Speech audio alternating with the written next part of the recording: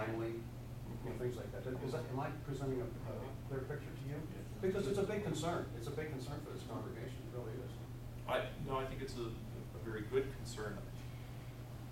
My first response, and this is where, we may both chime in.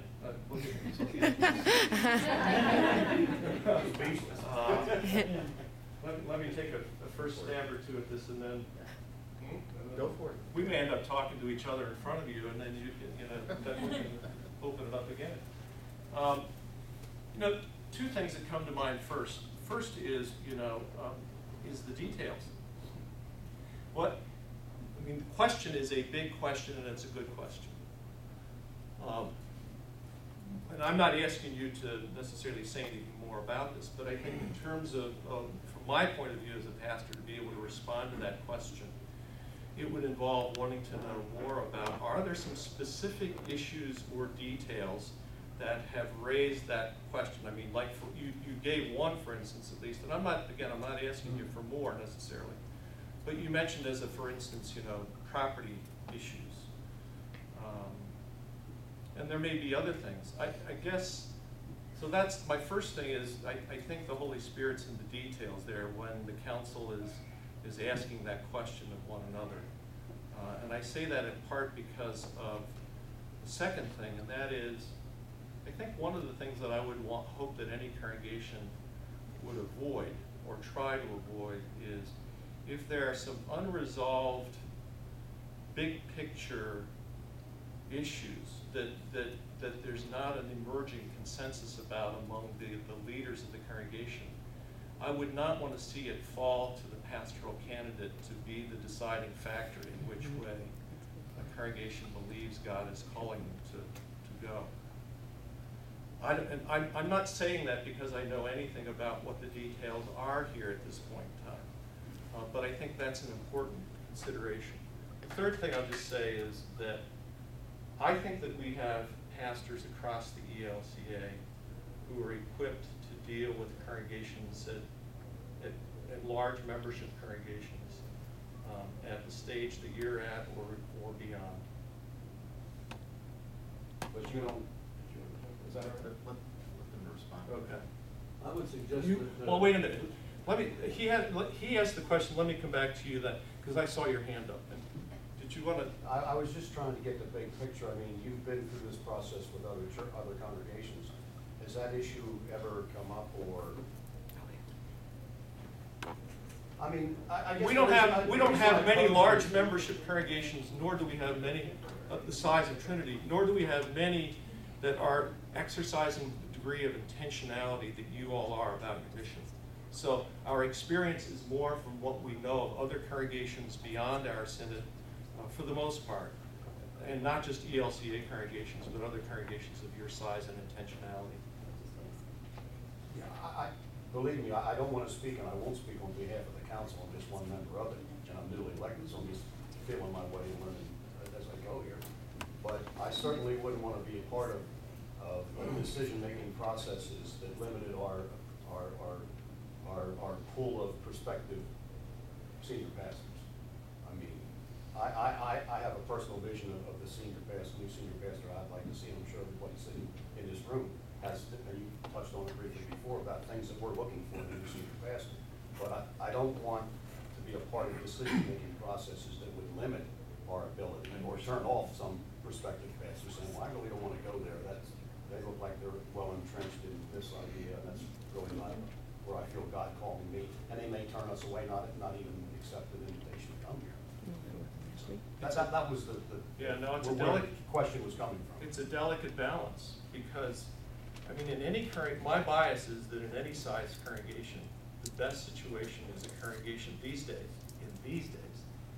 is a congregation that's mission driven and is not overly pastor dependent. That's my bias. How do you mean that by not overly pastor dependent? We have many congregations, and some of it's a function of size, but we have many congregations who depend on the pastor for everything, including overall direction for mission. It's not a healthy situation. We need congregations that are healthy and pastors who are healthy, and part of being healthy congregations is being mission-centered and not turned in on oneself. And I'm not, your congregation is not. And I wouldn't want to see it be that way. But it's not a function of size either. We have lots of congregations of various sizes that are turned in on themselves, who are also overly pastor dependent for directing, for leading in mission. And what it means is, if there's not some consensus among the members of the congregation about where God is calling in mission, if there's not some emerging consensus, then it sets the pastor up conceivably, in a good way. Okay, just tell us. But then if this has already been discussed in the congregation, immediately it sets up the possibility of a dynamic of saying, well, I don't think that's how God's calling us. But the problem is that even the people in the congregation don't agree about the direction in which God's calling. So that's not going to work if they're overly pastor dependent and are not in some fundamental agreement about what their mission in the world is as a congregation. Sir, I agree with Tom in the director also here. I think we should go over to the other side.